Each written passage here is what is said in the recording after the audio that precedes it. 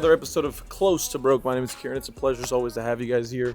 Just want to thank you guys from the bottom of my heart for the unbelievable support on all the videos. If you guys haven't checked already, by the way, we're doing an amazing WSOP package free roll giveaway. If you guys need some more information on that, you can actually check the description. We have the link for some more information on that. It's completely free.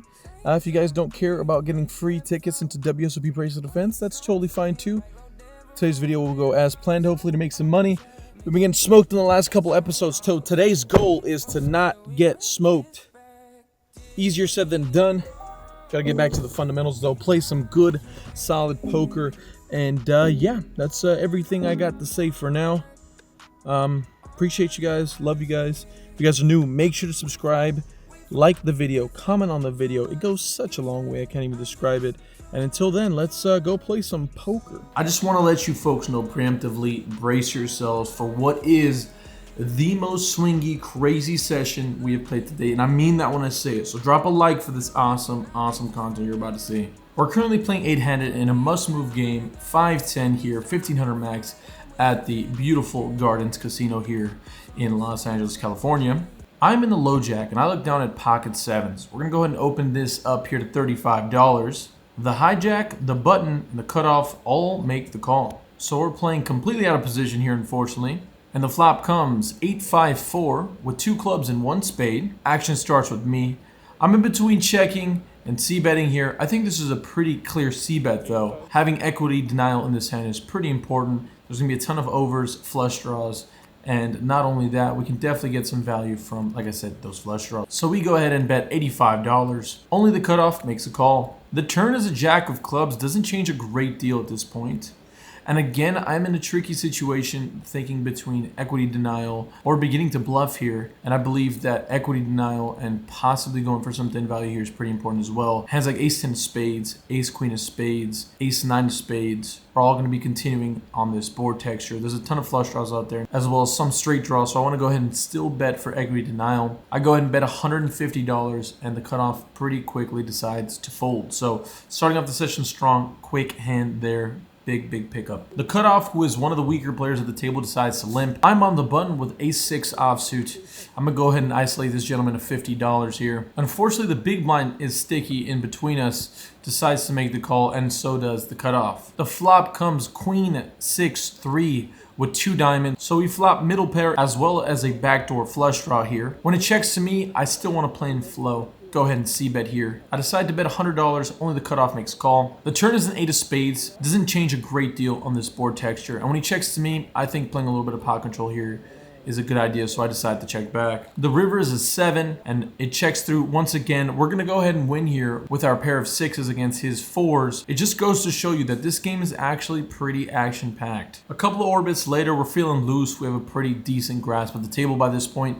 I'm feeling pretty confident, and it's time to put our foot to the floor, foot to the pedal, as some may say. I look down at pocket 6s here in the cutoff, and I decide to raise to $35. The button makes a call, and it gets over to the small blind, who decides to 3-bet it here to $150. Considering we are so deep at this point, playing well over 200 big blinds deep, I think the implied odds are definitely going to be there to make this set mining call. I go ahead and make that call, and so does the button. The flop comes king 10-5 with 2 clubs, and surprisingly, the action checks through. The turn comes a complete brick. It's a deuce or something like that. And when it checks to me, I want to take over the betting lead here. My range is fairly strong and definitely hits this board here quite a bit of times. So I decide to bet $175. Both players decide to make the call though here. So we're pretty much over this hand. You're going to be giving up on almost every river here. The river comes a queen of hearts. So not only do the clubs brick out, which we could have possibly represented with our blocker, but it brings all of the straight draws that we were really worried about on the river as well. When the big blind decides to check, gets over to me, and again, there's just no way I can be blasting off here. It would be a complete punt. So I go ahead and check as well. The button decides to bet here $400, and we both make the fold. Unfortunate there. Was trying to punt it away, but they didn't let me have the chance to. In this next big hand, I'm in the cutoff, and I look down at pocket aces, a poker player's best friend. I go ahead and open it to $35. A new player at the table who is on the button decides to make it $85. And when it gets back to me, I'm not into that out of position, slow play, trappy McTraps nonsense. So I'm going to go ahead and 4-bet it here to protect my range when I have some bluffs in this spot. to $305. Considering I'm out of position, I definitely want to make the price a little more expensive to combat that. After a little bit of thinking, the button decides to make the call. The flop is King Jack 9 with 2 diamonds. I'm going to go ahead and continue my betting story here, continuing to play in flow, but I will be going ahead and down betting here, betting $280. After a little bit of thinking, the opponent on the button decides to make the call. The turn comes another jack, so this is kind of an in-between card. I take my time to really think through the hand, and there's a couple of things going on in my head. How likely is it that my opponent has a jack here? And what are those combinations? The only real hands that he can have here that contain a jack are possibly King Jack suited and Ace Jack suited. But even then, calling a 4-bet with King Jack is a little tricky. So I think only Ace Jack suited can be in this range. And there's not a ton of combos of that left considering we're blocking so many hands. I think there's 1 or 2 combos of that hand left specifically. So I'm not really scared of any jacks at this point, if I'm being totally fair, besides maybe pocket jacks that are playing really slow on a super wet board texture. So I can't be scared about the monsters under the bed, the monsters in the closet. So I go ahead and decide to bet all in here. Gonna go ahead and jam $900 into the pot, and the button goes deep into the tank. My initial thought process, as I mentioned, is gonna have him on a 1-pair hand. Queens, ace, king, king, queen are definitely gonna be in that very narrow range that I'm putting him on. So by going all in, I'm really targeting that range. And not only that, I'm putting them in the cage. After quite a bit of tanking, unfortunately, our friend decides to make the fold. So unlucky for us, but you never know. Maybe there was a bad beat on the river, so at least we took down a pretty healthy pot with aces. I'm in the straddle of this next hand. The button decides to raise to $80 here. It folds over to me in the big blind, and we look down at ace, queen offsuit. What a beautiful sight to see, especially against a button raise. I'm going to go ahead and 3-bet this raise, make it a pretty healthy sizing. I go ahead and make it $275. And after a bit of tanking, unfortunately, our friend decides to throw it away. Just showing you that the action is there. 3-bets are flowing. Luckily, we're having some really nice hands to do it with. So let's see how this session continues. In the exact same dynamic almost, the under the gun player, who was the button in the previous hand, decides to open it at $40. A gentleman in the middle position decides to make the call, and I look down at ace-4 offsuit on the button. Considering I have the button and ace as a blocker, as well as the wheel ace variety, I want to go ahead and 3-bet here. I go ahead and make it $135 to go. Gets over to the under the gun player and decides to 4-ball it to $400. It folds back over to me, and I think about it for a little bit of time, process the mathematics in my head. After a bit of tanking though, unfortunately, I can't pull the trigger on this one. I go ahead and make the fold. We'll never know what our friend had over there, but I'm fairly confident that I made a pretty decent fold. He'd been showing some pretty tight ranges post-flop, so hard to tell. For anyone that's curious, I'm a huge fan of cricket. I am half Indian. We're currently playing 7-handed here, and the cutoff, who is one of the weaker players at the table, decides to open at $40. I'm on the button with Jack 9 offsuit, and to be fair, boredom is getting to me, so why not widen my range on the button and make the call. The small blind and the under the gun limper decide to make the call as well. The flop comes ace, jack, deuce, rainbow. The action checks over to me, and I don't think there's any reason to bloat the pot here. We flop middle pair with a not very great kicker, so I'm going to go ahead and check it through. The turn comes a 7 of hearts. It checks over to the initial raiser, who bets $75. I don't think I can fold just yet if I'm playing loose as I am, so I go ahead and make the call. The small blind surprisingly raises to $225. It gets back over to the initial raiser, who takes a little bit of time and decides to make the call. There's no way that I can possibly be good here, so I'm going to go ahead and chuck it, especially against that sizing. It just feels so strong when he goes for such a small raise sizing. So I think I was going to make the fold either way, but it feels good knowing that the initial raiser made the call. There's no way I'm going to ever call this now, so I go ahead and muck it. But for those of you that were interested in how the hand played out, the river comes a 6 of hearts, so the backdoor flush draw does make its way in there. The small blind decides to jam, and the initial raiser, who is in the cutoff at this point, thinks about it for a little bit and makes the call. He shows pocket kings for second pair for value, maybe, I'm not sure. And the small blind decides to show ace 6 of diamonds, flopping top pair as well as the nut flush draw and rivering 2 pairs. So what were we doing in this hand? Only God knows. But my boredom is getting the best of me here, so I definitely got to focus up and play some better poker to finish out this session. Buckle up because this next hand is a lot to take in. Under the gun opens to $40. The low jack makes the call, and I'm in the cutoff with queen nine of clubs. I can go either way here, 3-betting or just calling, but I decide to just make the call. It is just us three, and we go to a flop. The flop comes queen 4-3 with 2 diamonds. The initial raiser decides to lead out here for $80, and only I make the call. The turn is a gin card. It is a queen of hearts. What a beautiful sight to see for certain. But the interesting thing is, the under the gun player is not stopping his betting. He decides to bet once again for $175, and it gets to me. Considering I now have trips, which is a pretty great hand if I'm not mistaken on this board, I'm in between raising and just calling. The pretty obvious issues that we're going to run into is what worse hands are going to be calling us if we make this raise, and are we going to be overplaying our hand? So with all that being in mind, I think just calling and maybe going for some value on the river would be optimal, so I go ahead and just make the call. The river comes a king of diamonds, so it does bring in that flush draw that was on the flop. The initial raiser decides to check it to me this time, and after a little bit of going between back and forth, trying to see if I want to check or bet, I decide betting about 60 to 70% pot is the optimal play. I go ahead and bet $425, and not a lot of time goes by before the initial raiser decides to make the call. He goes ahead and shows ace queen offsuit, and he's going to take this down. I think on the river, maybe I'm being a little more results oriented than I want to be, but I just feel like that river bet is pretty gross. It's just, I don't know what I'm really accomplishing there.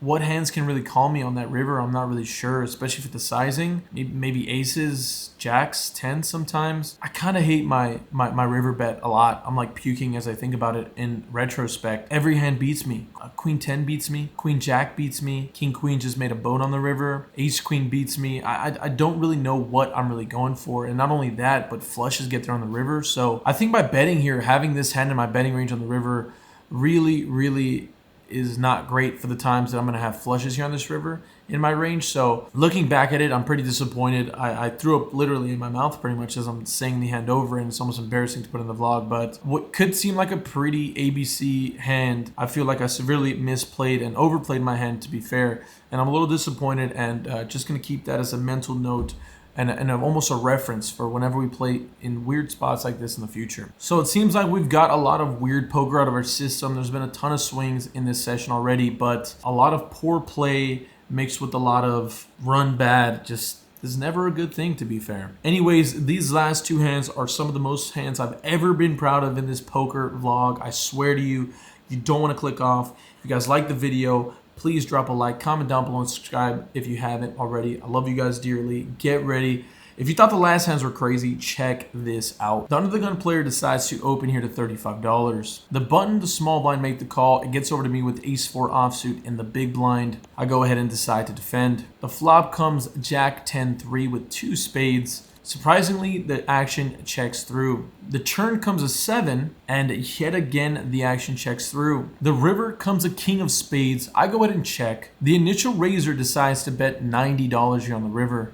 It gets over to the gentleman here on my left, and before it even gets to him, I'm already thinking, okay, I'm going to think of some very mischievous actions if this gentleman decides to make the call. If he folds, I think I'm pretty much over it. I don't think I'm getting the right price laid to make a bluff at it on this river, but luckily the gentleman decides to just make the call. And when it gets to me, although I have no important blockers in my exact hand, the range that I should have in the big blind is pretty wide open, especially when it checks 3 streets. So I think at this point, I'm definitely going to use my image and my range advantage in this situation. And not only that, this is my favorite phrase in poker, capped ranges. I should put it up in a little phrase here somewhere.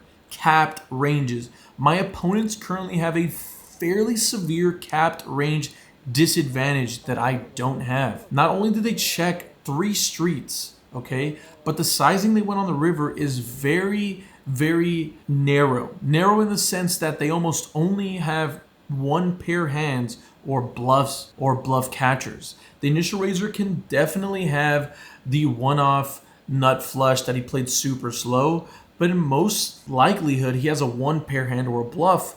And the gentleman to my right who called is most likely going to have a hand that's a bluff catcher, another one pair hand. And I, on the other hand, that's a little more lenient here. I can definitely have a lot of traps in my range. And not only that, when I raise, which I do, to $325, I've got all the nutted hands, right? And luckily, the small blind and the big blind almost instantly make the fold. The small blind begrudgingly throws his hand away. And we look like a genius for really taking advantage of some severely capped ranges on this river. So yeah, that felt awesome. I could have left down $1,000 at that point and been pretty happy with the play. That was pretty awesome. So enough of tooting my own horn.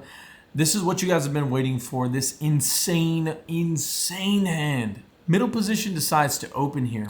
The button makes the call, and I'm the straddle with 8-7 of clubs. And there's no way I'm going to be folding this hand, not to any raise sizing, pretty much pre-flop in the straddle, so I make the call. The flop, to be fair, before the flop comes out, as it's coming out, I'm be honest with you guys. I'm asking to the higher powers, please give me a good flop. I cannot kid you at all. The flop comes King 8-7 rainbow. As clean as a gosh darn whistle. I go ahead and check to continue to play in flow. The middle position initial raiser decides to continue betting here for $105. The button decides to make the call, and when it's back on me, at this very moment, all I can think of is getting money in the middle. We've got to bloat the size of this pot here. I'm the effective stack playing around a 2K-ish size stack, so I've got to bloat the pot. We've got a pretty nutted hand in this situation, and we can definitely be getting called by a ton of worse hands. So we go ahead and raise it here to $310. The initial raiser decides to make the fold, unfortunately, but luckily the button decides to make the call. The turn comes a 4 of diamonds, so that does bring the 5-6 straight there. But I'm a little hesitant to think that the gentleman has a 5-6 in his range of cards here. So after a little bit of thinking, I'm just trying to go for the perfect sizing. I believe there's around $800 in the middle, and it's time for me to bet that 70% pot bet. After a little bit of thinking, I go ahead and bet $600, putting a lot of my stack here in the middle. After a little bit of thinking, the button does comply and make the call. The river is an interesting card. It's the 9 of clubs. The action is back on me. I have around $900 left in my stack, and I'm just trying to figure out, do I check? Do I bet? What do I bet if I want to bet? And after a little bit of thinking, I don't think there's any way I can do anything besides make the all-in here.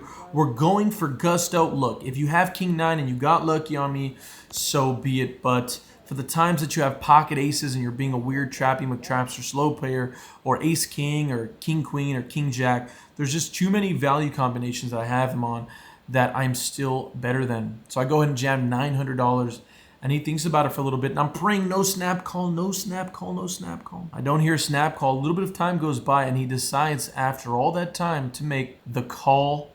I show 8-7, a little wary of the situation, and unfortunately for him, he has to muck his hand. Unbelievable situation, ladies and gentlemen. We somehow get a huge pot late in the session. You cannot make this up. We could not ask the higher powers for a better situation. A full double up on the very last hands of the session. Wow, that was a rush, and I don't even know what else to say besides that. Jesus Christ, thank you. Well, as you guys saw, I think this has to be one of the most swingy, crazy sessions we've played to date.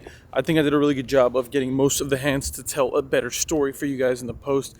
And not only that, you guys were there to witness one of the most crazy, kind of honestly bizarre poker hands we've played to date on the vlog.